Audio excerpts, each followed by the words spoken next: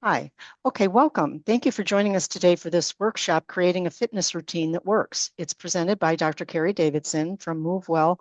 She's the manager with the University of Kentucky Work Life and Wellbeing Department. Carrie, would you like to introduce yourself and get started? Sure. Welcome, everybody. I'm glad that you're here. And hopefully, you're going to come out of here with something tangible. And when I say something tangible, I really mean like a piece of paper or a document on your computer that has your plan written out. So, making this real for you in a way that makes sense for the life that you are living. So, I have been here at UK for 19 years. That's because I started when I was a baby. And And so this has been something that's near and dear to me for a very long time. So it's not only my job, it's my passion. And so I'm glad to be here with you today. So in the chat, I have put a link. It's an Adobe link. It says acrobat.adobe.com with a bunch of gibberish after it. Can everybody see that link? I'm gonna put it in there again just in case. So if you want to go ahead and click that link, then you will pull up a document that is going to be your worksheet. And if anybody's having trouble with that, then let us know. So we're going to go right ahead and get started. So creating a fitness plan that works, where do we start? We start by getting rid of that. Sitting causes dis-ease. It is sitting disease. We are not designed as human beings to be sitting in a chair for 8 hours a day. Now, we have to sit in our chair for 8 hours a day or something like that, right? Because we have to be at our workstation. We have to be working and doing our thing for however many hours that ends up being. So the first thing that we can do is find some alternatives to this sitting dis-ease. So that might mean a standing desk. That might mean a walking treadmill desk. That might mean taking a break in the morning and at lunch and in the evening. That might mean using a ball instead of a chair. So there's a lot of alternatives than to sit in this chair for 8 hours a day and never get up, right? That's the thing that's going to cause us the most stiffness. So we'll lose our flexibility. That's going to cause the most atrophy, so losing our strength and muscle mass, and losing our cardiovascular fitness as well. So, sitting is the new smoking, as they say. So, I'm going to encourage you to find an alternative to sitting for the entire workday. Now, that's just step number one. That's low-hanging fruit.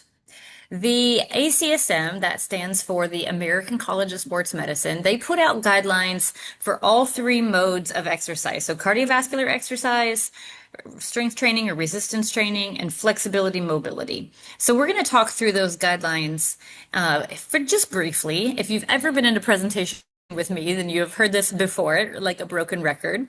And so we're going to talk through these, and then I'm going to talk to you about how you can create a plan that works for you. So cardiovascular exercise or cardiovascular fitness is the efficiency of our heart and lungs that works together. So these are exercises like walking, jogging, biking, dancing, big muscle groups moving rhythmically. You're going to start to breathe harder. Your heart rate's going to go up. Your temperatures, body temperature is going to go up, right? You start to get warm. That's cardiovascular exercise. And so the ACSM guidelines are listed for you here. You have a choice: 30 minutes of moderate intensity or 20 minutes of vigorous. Now I'm going to pause that right there for just a second because the guidelines are general health benefits. All right, so this is average everyday Joe. That is the guidelines, general health benefits. If you have a very specific goal, I'm looking to lose weight or gain muscle or lower my blood pressure or blah, blah, blah, blah, blah, then keep that in mind that there's going to be a step above. So baseline, right? ACSM guidelines are your baseline for maintenance, for general health benefits. So let me go back now to that 30 minutes of moderate or 20 minutes of vigorous. 30 minutes of moderate exercise, that means you got to do it 5 days a week. But 20 minutes of vigorous, that means you only have to do it 3 days a week. So 30 minutes of moderate might mean you take a walk every day for 30 minutes. That's 5 days a week, 30 minutes, take a walk. 20 minutes of vigorous might mean you go for a jog for 20 minutes, but you only do it 3 days a week. So frequency, intensity, time, those things all change depending on your body, your health history, your goals, what you have going on. And we'll unpack that a little bit more here in just a little bit because you guys have that worksheet now. So if you're new, if you're just joining us, then in the chat is a link and there is a worksheet in there. So click that Adobe link. I have put it in there twice. So you should see that. And that is the link to the worksheet that we're going to be working through here today. Okay, resistance training, the right side of your screen. The ACSM guidelines for resistance training are very generic because again, it's like your baseline of general health benefits. So we want to work major muscle groups. We want to hit them 2 to 3 times a week. And then your sets and reps are going to be dependent on your goal. So if you're training to be able to lift heavy things, that's going to be really different than if you're training to lose weight. And that's going to be different than if you're training for maintenance, right? So those are all going to be very goal specific. This is where it really pays off for you to find somebody, a professional, a fitness professional. So schedule a consult with me, do personal training through my gym, or if you have another resource, that's fantastic. But you want to find a fitness professional who can really tailor this piece to you. The cardiovascular guidelines are a little bit more generic and a little easier to implement on your own than the resistance training. So let's get into this cardiovascular exercise. Whoops, I hit a button. Let's get into the cardiovascular exercise piece for just a second. So 20 minutes or 30 minutes. So if you look at your worksheet, you're going to see cardio comes first, and there is an equation on there. So let me jump forward to this equation. Now, I want everybody to be able to find their heart rate.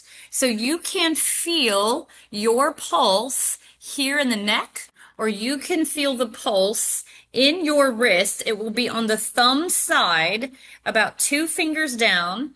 Do not use your thumb because your thumb has its own pulse. So use your first 2 fingers and measure on the wrist or measure here. And I'm going to set a timer for us to count. So I'm going to give everybody a few minutes to find their heart rate. Or maybe you're wearing a watch or a device that shows it to you. But if you're measuring, if you're counting, that's all you're going to do is count. 1, 2, 3. That's all you're going to do is count. You start counting when I say start. Ready? Everybody with me? Start counting right now.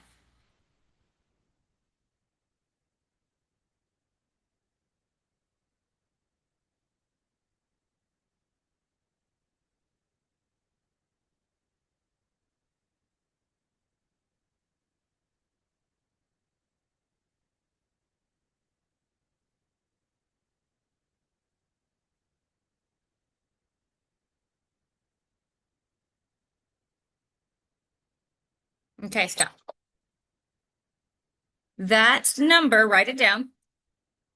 Write that number down. So mine was 32. So write that number down and then you're going to double it. That's your heart rate, your beats per minute. So I had 32. So if I double that, that's 64. All right. So I'm going with 64. Let me write that down so I don't forget that number because we're going to go through a lot of numbers. So write down your resting heart rate. Now get your calculator out. You can use a calculator on your phone. You can use a calculator on your computer. If you can do this math in your head, more power to you. Do the math in your head.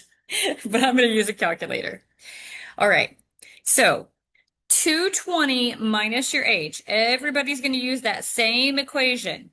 220 minus your age, that gives you a number. Now, that number, so for me it's 176. Write down that number minus your resting heart rate, whatever that number is that you wrote down. So for mine was 64. So I'm doing 176 minus 64. And that gives you your heart rate reserve. This is called the Carbonian formula in case you're interested, but that gives you your heart rate reserve.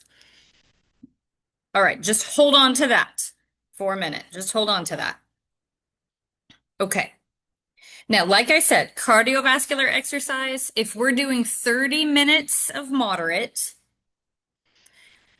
then that might look like minutes of exercise that you're accumulating throughout the day.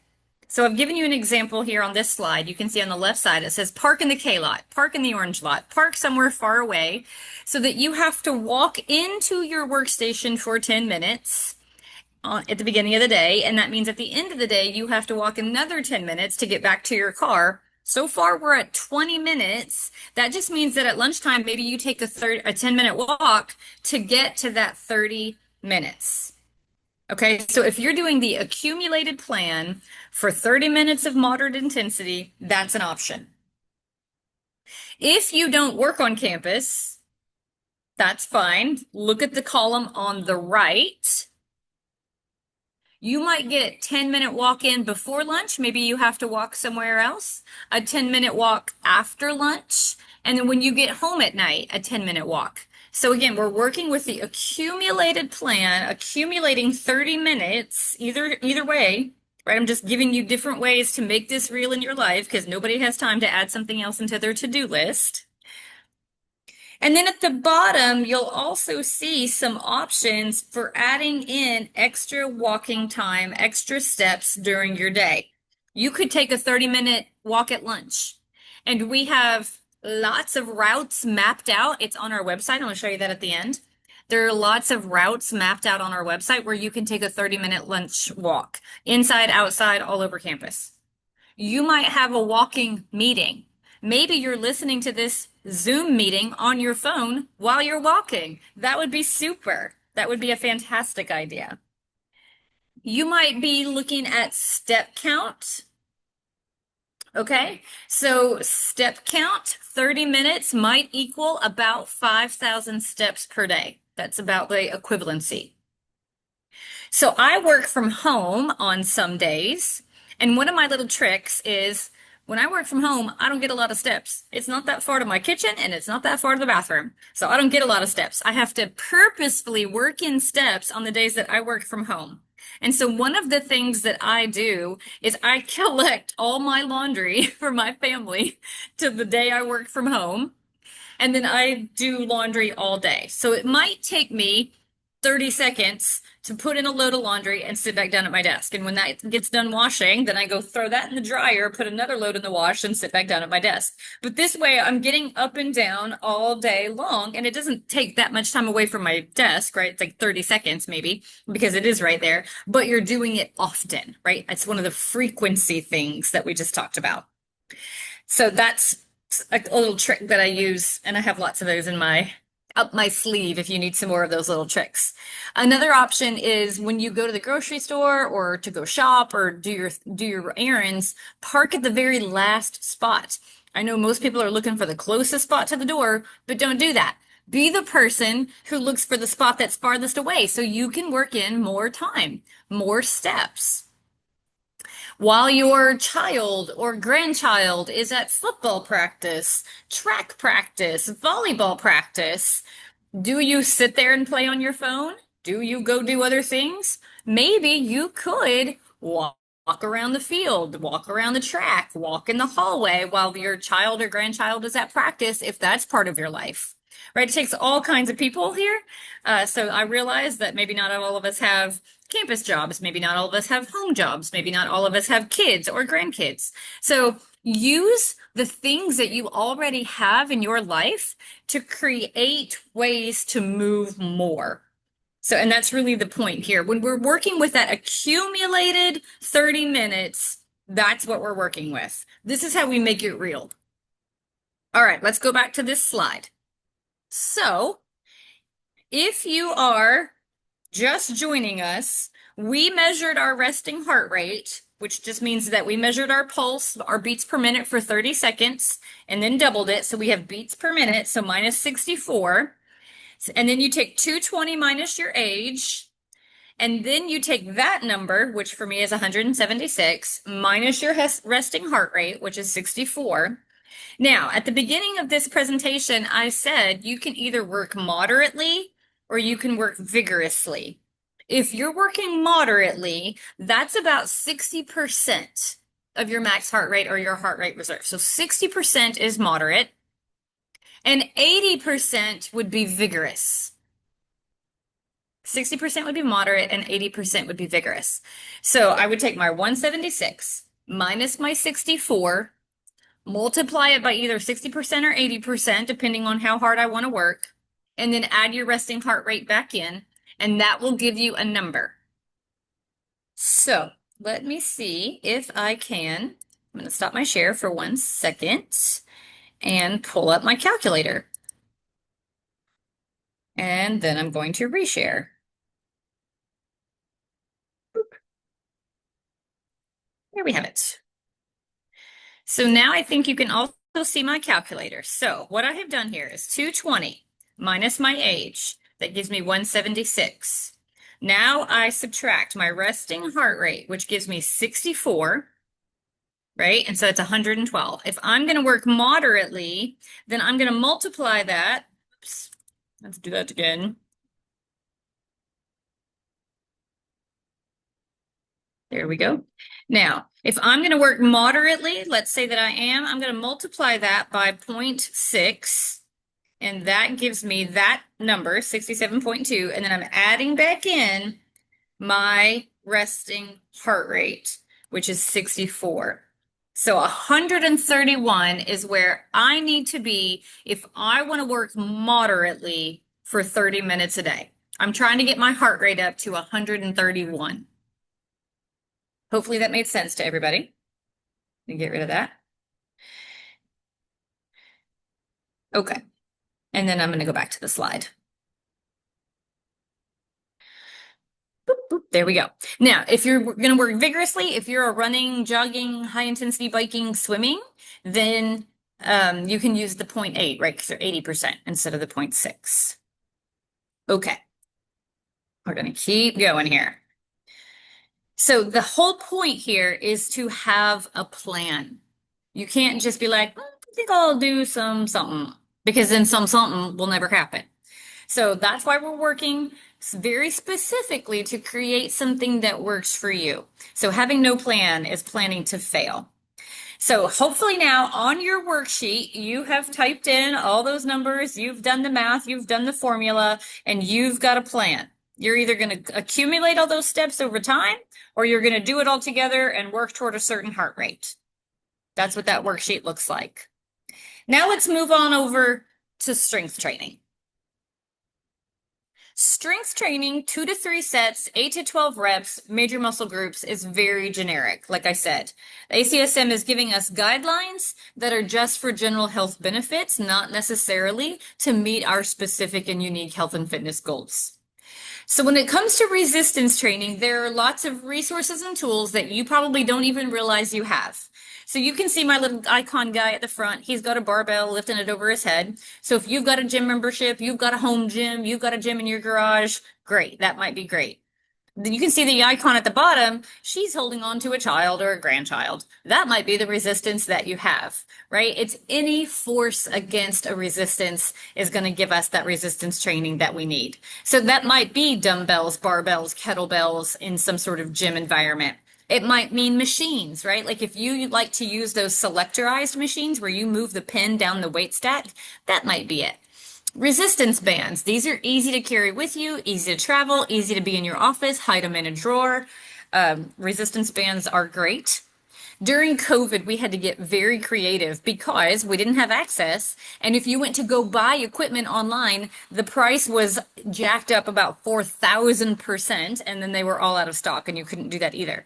And so then we were getting creative. Laundry jugs that are empty of the detergent, but full of sand or rocks or water makes a great kettlebell for home. If you're lifting up dog food, cat food, mulch, dirt, hay, these are all options for resistance training. Boxes, especially boxes of paper and books, they're particularly heavy. Tires, farm stuff. I did an entire program for a person who just wanted to make sure that he was getting a balanced workout routine, but he needed to keep working on the farm. So we used hay bales and buckets and logs and all sorts of things to make sure that that was happening. Small children, I write these all the time for new moms. Carrying your baby or wearing your baby makes for great resistance training. I did this when mine were babies, and they add the little extra weight that you need. Your own body weight. So things like sit-ups, push-ups, crunches, those are your own body weight. Bungee cords, again, during COVID, we had to get very creative. And when resistance bands were not available or they broke, I sure did go out to my car and find my bungee cords and use those because they act the same way. So lots of resources and tools for you. Now, what we need to decide on your worksheet is if you're lifting for strength or if you're lifting for muscular endurance. And here's the difference. If you're lifting for strength, you're looking to build up muscle mass, which means hypertrophy, building muscle fiber tissue. And it means you're going to lift really heavy things, but not very many times, right? Like you're going to lift a car one time, not really, but that's my example, versus muscular endurance, where you're going to lift moderately heavy things, but many times. So over and over. So a car one time is strength, but boxes over and over is endurance. So working in the yard all day, moving rocks, picking up mulch, that's muscular endurance. Being able to lift the piano one time, that's strength. So that's really how I want you to separate those in your mind. So for strength training, we need our proper building blocks. We need lots of protein.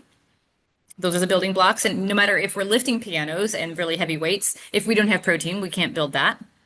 We need proper rest for recovery, right? Because when we do resistance training, we're tearing our muscle fibers. That sounds awful, but it's really not bad. It's a good thing. So we give them a 30-pound bicep curl. We tear those muscle fibers. We give them time for rest and recovery. So the next time that we resist 30 pounds, they're stronger. They've built back. That's how hypertrophy works. So we need that proper rest and recovery. And then hydration, of course. Our bodies are about 70% water.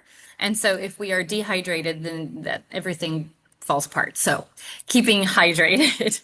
So if you're looking to build strength, what I'm talking about, lifting heavy things, muscle hypertrophy, building some muscle mass so that you can lift, then we're talking about 2 sets, 6 to 8 reps, and probably 2 to 3 days a week. If you, on the other hand, are talking about lifting for endurance, maybe weight loss is up there in your goals. You want to be able to go all day long. Then we're talking about the proper building blocks. Again, protein, rest and recovery, and then also any sort of caloric information. So maybe you're trying to lose weight, gain weight, whatever, but we need that sort of information too. Then our sets and rep scheme looks like 3 sets of 15, 2 to 3 days a week. So 2 to 3 days a week, either way. And then if you're lifting for strength to get heavy, 2 sets of 6. If you're lifting for endurance, 3 sets of 15. Hopefully that's really clear, sort of opposite ends of the spectrum. This is a chart that the NSCA puts out. And you can see along the bottom, this is your rep max continuum.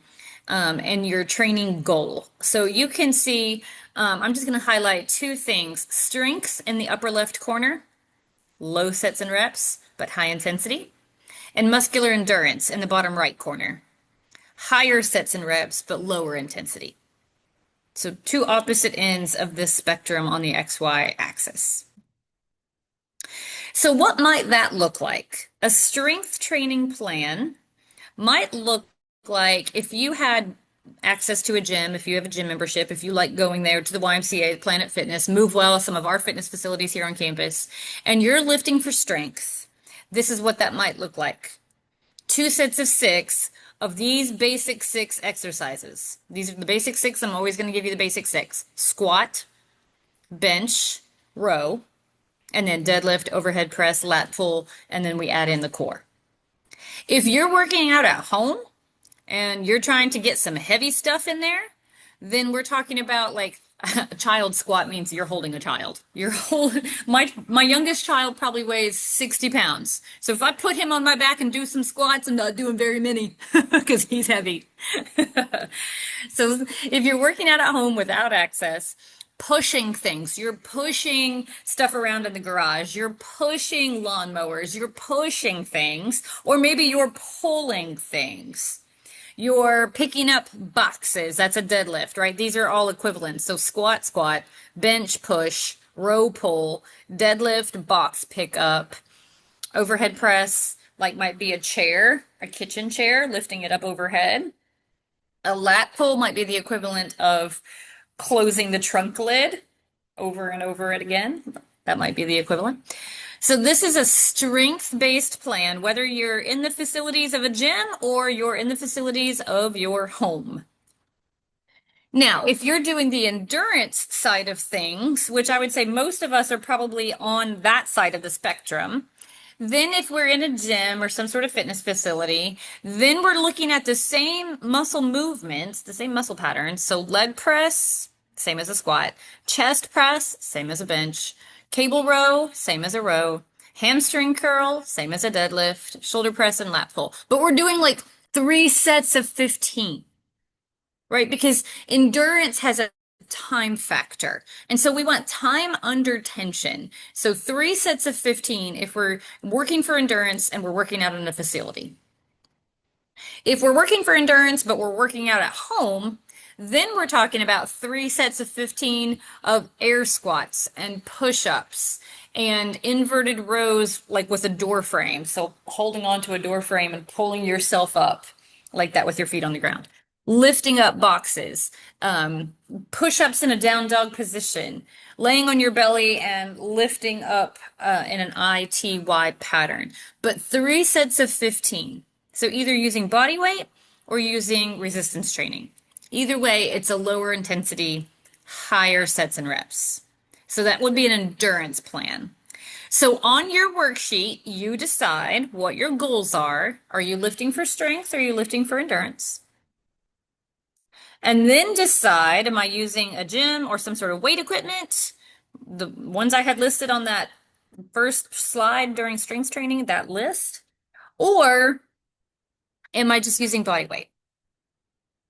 So you can decide and then mark it on your sheet. Remember, no plan equals planning to fail. So make a plan. And then finally, the last mode is flexibility and or mobility, right? The ability to move our joints through their fullest range of motion. So I'm using my shoulder here as an example, but this might be wrists, this might be elbows, it might be hips, all of them. Flexibility and mobility is going to cover all your major muscle groups, but all the joints. And the ACSM guidelines for flexibility and mobility are 30 seconds, 3 times as often as possible. I always tell people you're not going to stretch too much. You might stretch too far and hurt yourself, but you're not going to stretch too much. Every day would be great, right? Same thing with cardiovascular exercise. Walking every day would be great. Stretching every day would be great. Strength training is where we have to be strategic. So flexibility and mobility, just what I said, major muscle groups, all the joints, through their fullest range of motion, 3 times 30 seconds every day. So what I really want you to make sure that you understand, because remember we started off this presentation with sitting is the new smoking and sitting equals dis-ease, is that our spine should move in 6 directions. So I'm going to try to pull my camera down a little bit so you can see. The spine should move in 6 directions. We should have flexion, we should have extension, we should have lateral flexion to both sides, and we should have rotation to both sides. 6 directions that we want the spine to be able to move. So even if you just did what I just did every day, you're going to take yourself a long way toward keeping your flexibility and mobility. That might look like yoga. That might look like stretching at your desk. You might use an app. You might go to a class. The whole thing is we have to move because if we don't use it, we lose it. If we don't raise our arms over our head, we won't be able to raise our arms over our head. So we have to be able to move. We have to do the movement.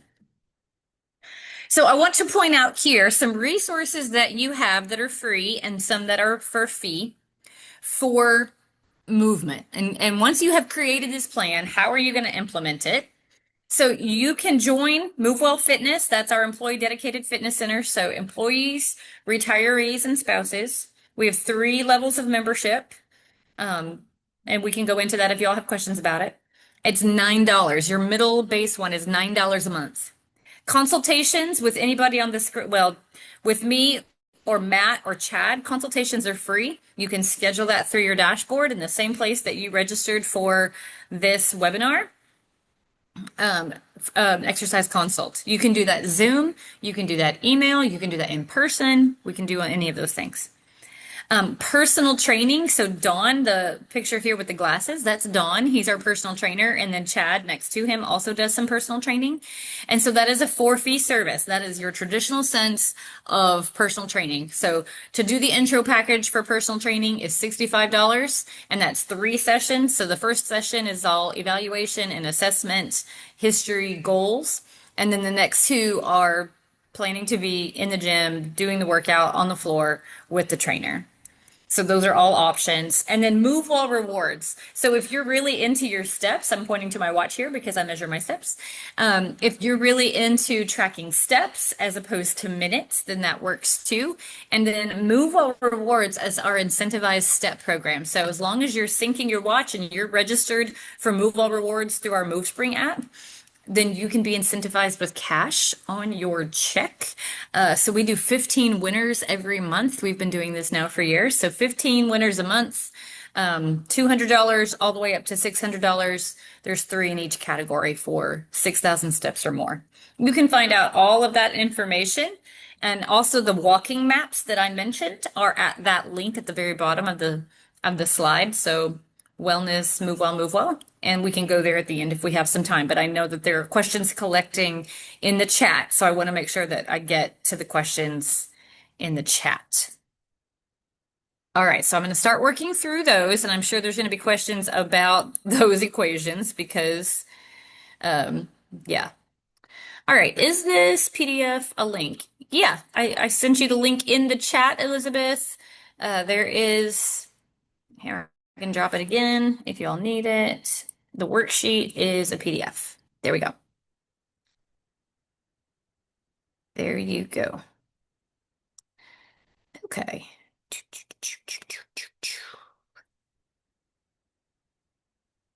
Let's see here. Yes, that's all that you need is it's a 1-pager. Creating your own workout plan. Nope, just a 1-page plan worksheet. Okay. There you go. Okay. Is Move All Rewards for 6,000 steps per day the minimum? Yes, it is. So at 6,000 steps, 7,000 steps, 8,000 steps, 9,000 steps, or 10,000 steps plus, that is the minimum for being entered into the drawings. You can still be in the program, of course. You'll still see your name on the leaderboard, but that is the minimum for drawings for cash back on your check. Okay, I realize that there are probably some questions about that equation. I tried to go nice and slow, um, but I will also pull up a version of creating your own workout plan. Let me share my screen again. There we go. So for your cardiovascular plan, are you planning to accumulate your steps, accumulate your minutes over the course of the day? 10-minute walk in, 10-minute walk out, 10-minute walk at lunch? Or are you planning to train 30 minutes at a time or 20 minutes at a time, whatever it is that you're doing? So accumulate or train. So that's your choices there. And then you can write in here, how many steps are you doing or how many minutes per day are you going to get and when are you going to get them? Are you going to leave 5 minutes earlier in the morning so you can walk in 10 minutes from the parking lot? Are you going to take a 30-minute lunch so that you can take a 30-minute walk and leave your tennis shoes in your drawer at work? Write it down. Write it down. Write it down. Or are you more about training for that 60% or 80%? So whatever that equation equaled out for you, so we did the 220 minus your age, and then took out your resting heart rate, Multiply by either zero point 0.6 or zero point 0.8 to get 60% or 80%. Add your resting heart rate back in, and that is your goal heart rate for either 60 or 80. So write that into my heart rate is, I'm going to do it for 20 minutes, 30 minutes. Where? I'm going to go to the park. I'm going to get on the treadmill. I'm going to get on the bike. I'm going to go for a swim. You're going to do this 3 days a week, 4 days a week, 5 days a week. All right, so that's your cardio plan. Your resistance training plan. Are you doing strength or endurance, lifting really heavy things, not very often, or moderately heavy things way more often? So strength or endurance, circle whichever one you're going to do, and then make yourself a plan as to where. Are you doing this at home? Are you doing this at MoveWell? Are you going to the gym next to your house? Write it down. When are you going to do it? You got to do 2 to 3 days a week. Whichever resistance plan you're doing, you're going to do at least 2 to 3 days a week. So are you doing this Monday, Wednesday, Friday? Are you doing this Tuesday, Thursday? Are you doing it at lunch? Are you doing it after work? Are you a morning person? Are you going in early? And then are you doing how many sets and reps, right? That's the strength or endurance piece. Are you trying to lose weight and build some muscular endurance so that you can go all day long? That's 3 sets of 15. Or are you trying to be able to lift heavy things and create some muscles that you can see on your body? That's 2 sets of 6, 2 sets of 8, something like that. And then for flexibility, I left it open because as you saw in the presentation, I said as often as possible. Maybe that means you want to join in a yoga class a couple days a week and then do your own thing a few days a week for stretching. Maybe that means you have a chair workout, or excuse me, a chair yoga video that you like. I have sent out many, many, many chair yoga videos. Maybe you're going to do that every day at work. Maybe you have a work group that likes to go for a walk and do some stretching together every day at lunch. That would be fantastic. So write it here in your worksheet what your plan is, because without a plan, you're going to plan to fail. So write in your plan.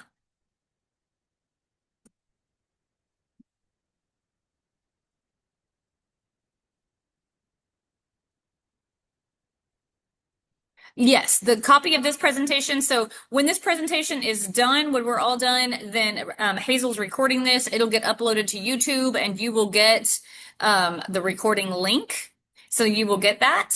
And then if you need other copies of the slides, I can send those too. Is it possible to combine the strength and endurance? For instance, if you want to lose weight, build muscle, and improve strength. That's a good question, Janice. So we would take it one at a time, right? So we would take it one at a time. So we would start your training with 3 sets of 15 to get to the endurance piece.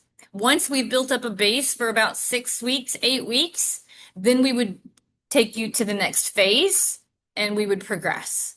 And so we would start here and work our way back over to this side. So one at a time. You're going to be building muscle with muscular endurance because if we're starting from ground zero, we can only go up from there, right? So we're going to be building a little bit of muscle, but muscular endurance is really what we want to start with and build up your base before we get over there to strength training. Right now in your MoveSpring dashboard, the only challenge that's going on is the May MoveWell rewards, which I can't do the admin side on my phone. I can only do it on my computer. So once I'm done recording, I can go make sure that you're in there, Martha. But May MoveWell rewards will be the only one that's present for you right now. Yes, someone asked if I could go back to the slide with the equations. So let me do that for you.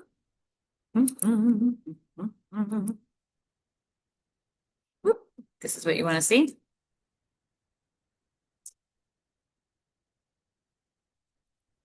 Here we go. Can you all see the slide that you're looking for with the equations? So 220 minus your age, that number minus your resting heart rate, that number times 0.6 or 0.8, depending on which way you're going, and then add your resting heart rate back in, and that's going to give you your target heart rate. Oh, hold on, please. Don't you love Zoom? I told it to share that screen, but it decided not to share that screen.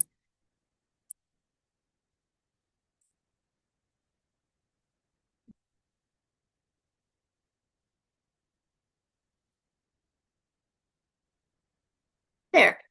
Now, are you seeing the right thing?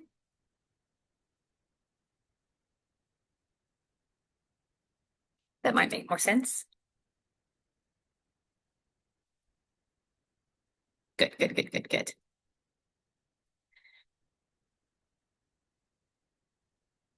So use the calculator on your phone or use the calculator on your computer. There you go.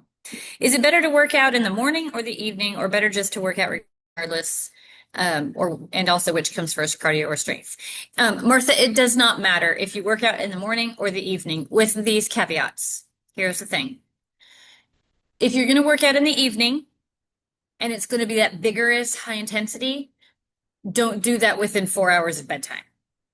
You can get away with 2 hours, but research tells us 4 hours. If you're just walking moderate, you can do that within 2 hours of bedtime and it's not going to affect your sleep. So really doesn't matter if you're doing AM or PM. I can tell you right now, I have been the fitness center manager for nearly 20 years at UK. I am not a morning person. I am not getting up early to work out. I ain't going to do it. I'm an exercise physiologist, but I'm not a morning person and I do not want to work out in the morning. I never will. Not going to happen for me. Yeah, so it doesn't necessarily matter. If you were an Olympic athlete, it will matter, but we're not. We're regular people. That's not going to matter. And then which comes first, cardio or strength? Okay, so two answers to that question. One is cardio every day.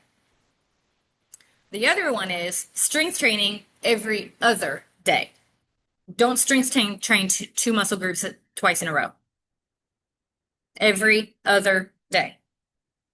So in that case, on the days that you're doing both, cardio first. Cardio can act as your warm up and then go do your lifting, your strength training. So that's your two answers. Cardio every day, strength training every other day. Second answer is cardio first on the days that you're doing both so that it can act like the warm up for your strength training. Those are good questions. Like I said, I'm available for private consultations. You can just schedule with me on the Health and Wellness dashboard, or Chad or Matt if you wanted to do that. If this doesn't make any sense to you, if this is all Greek to you, then we can meet separately, especially if you have some specific concerns, right? Like an injury or a condition or some restrictions of some sort, then we can work through all those that are really unique to you and specific to you. You know, this is, of course, general health guidelines from the ACSM made real in the life that we live here as UK employees.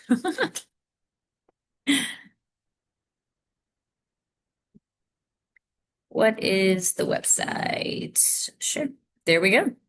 Thanks, Hazel. So there's the calendar, there's Move All Rewards, and then there's the elder care page.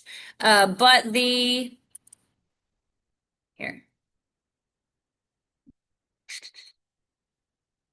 Oop, there we go. There's our website to register for these things. If you want to register, you have to go to your dashboard, ukhr.uky.edu/wellness.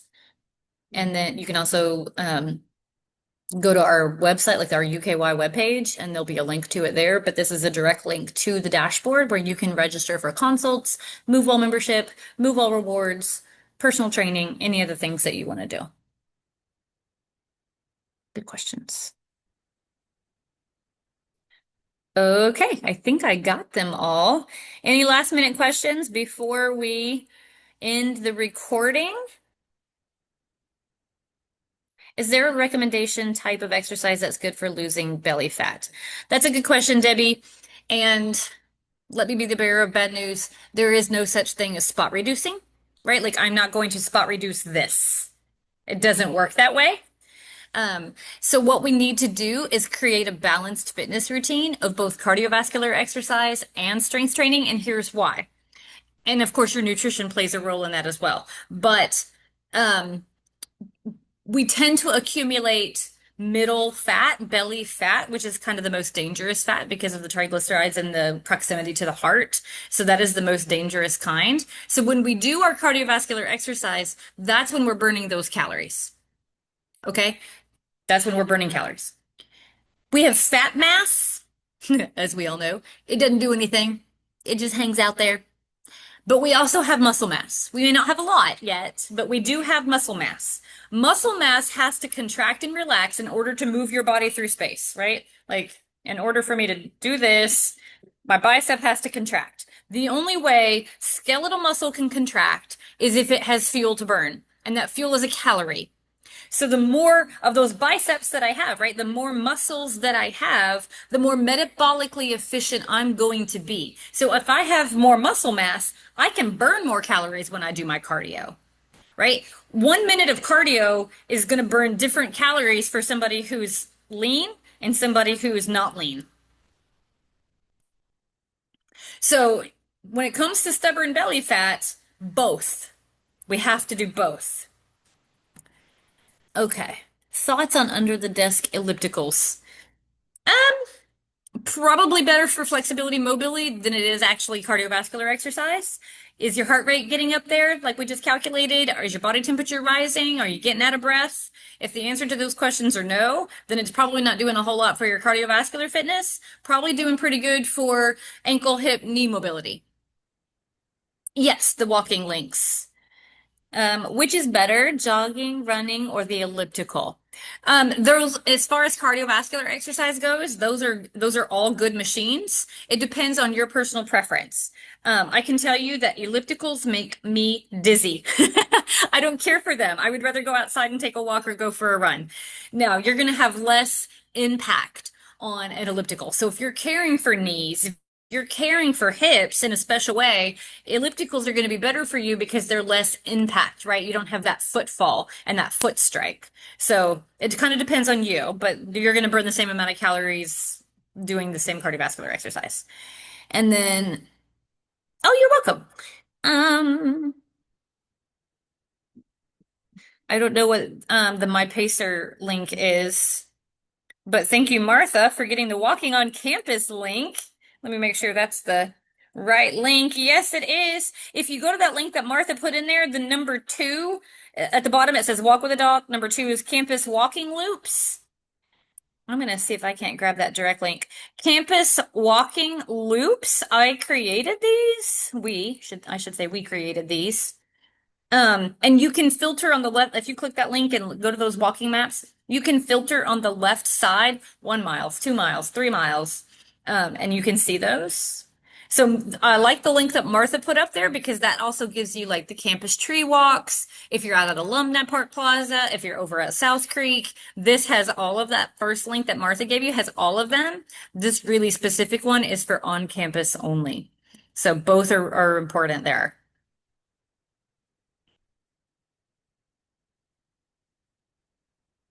Okay, I think I got them all. Okay. I think I got all of these questions. So again, this is being recorded. So Hazel's going to get this uploaded to YouTube and sent out to everybody that registered for this presentation. And I'll make sure that she also gets the um, worksheet that I just gave you, all that PDF worksheet so that you can create your plan. Because without a plan, we're planning to fail. So create your plan, and then it's up to you to stick to it. So my advice about that is to find your why. Why did you sign up for this webinar? Why do you want to work out? Why do you want to get healthier? Why do you want to get stronger? Why do you want to lose, whatever it is, right? Whatever your goal is, why?